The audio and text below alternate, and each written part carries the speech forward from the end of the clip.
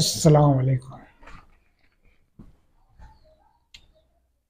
جب مکہ کی سرزمین تنگ ہو گئی، جب ظلم اپنی حدیں پار کر چکا تھا، جب ہر گلی ہر موڑ پر ایمان کو کچلا جا رہا تھا، تب نبی کریم صلی اللہ علیہ وسلم کو ملا اللہ کا حکم، اب ہجرت کا وقت آ گیا ہے۔ دشمنوں کی سازشیں اب جان لینے تک پہنچ گئیں۔ مسلمانوں کو بے رحمی سے مارا پیٹا جا رہا تھا۔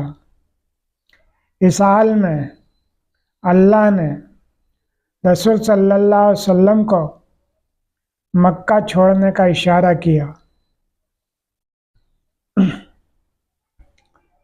صحابہ رضی اللہ عنہ کو دھیرے دھیرے مدینہ روانہ کیے جانے لگا۔ کچھ راتوں میں چھپ کر گئے، کچھ دن دہاڑے۔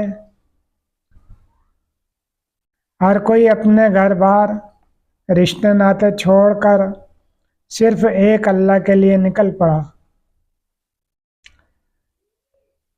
جب دشمنوں نے رسول صلی اللہ علیہ وسلم کو جان سے مارنے کی سازش کی، تب جبرائیل علیہ السلام اللہ کا حکم لے کر آئے، مکہ سے نکل جاؤ۔ رسول صلی اللہ علیہ وسلم نے حضرت علی رضی اللہ عنہ کو بستر پر سلایا تاکہ دشمنوں کو لگے کہ وہ سو رہے ہیں۔ حضرت ابو بکر رضی اللہ کے ساتھ 3 دن تک رسول صلی اللہ علیہ وسلم غار ہیرا میں رہے۔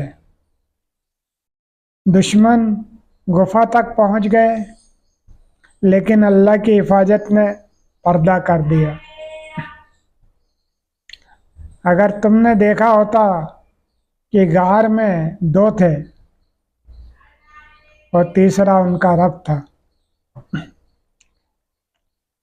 مکڑی کا جالا، کبوتر کا گھونسلہ، یہ نشانیاں تھیں ان کی حفاظت کی، جو صرف رب دیتا ہے۔ غار سے نکلنے کے بعد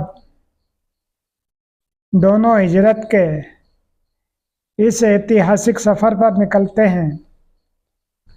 راستے میں ام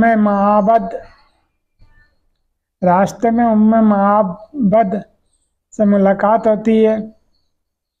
ان کی بکری کا اللہ کے حکم سے دودھ دینا شروع ہوتا ہے۔ سراقہ بن مالک نے پیچھا کیا، لیکن اللہ نے ان کے گھوڑوں کو زمین میں دھسا دیا، پھر وہ خود حفاظت کرنے لگا۔ جب مدینہ میں لوگ سنتے ہیں کہ نبی صلی اللہ علیہ وسلم آ رہے ہیں، تو بچے، بوڑھے، مرد، عورت سب سڑکوں پر نکل آتے ہیں۔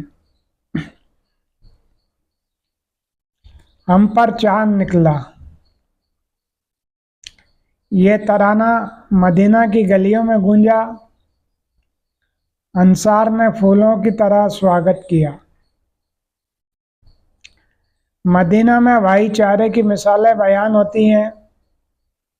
مہاجرین اور انصار ایک دوسرے کے بھائی بنائے جاتے ہیں۔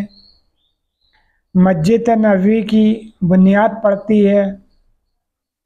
اب اسلام کھلے عام سانس لے سکتا ہے۔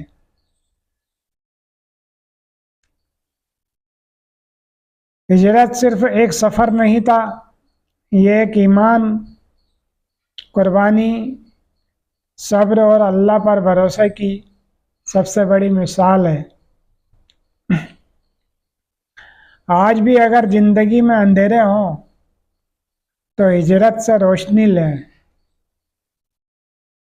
اپنی برائیوں سے نکل کر اچھائی کی طرف چلیں۔ اسلام کی تاثیر صرف عبادت میں نہیں بلکہ حق اور ناحق کی جنگ میں بھی نظر آتی ہے۔ جب ایمان تلواروں کے سائے میں آزمایا گیا تب 3 جنگیں سامنے آئیں۔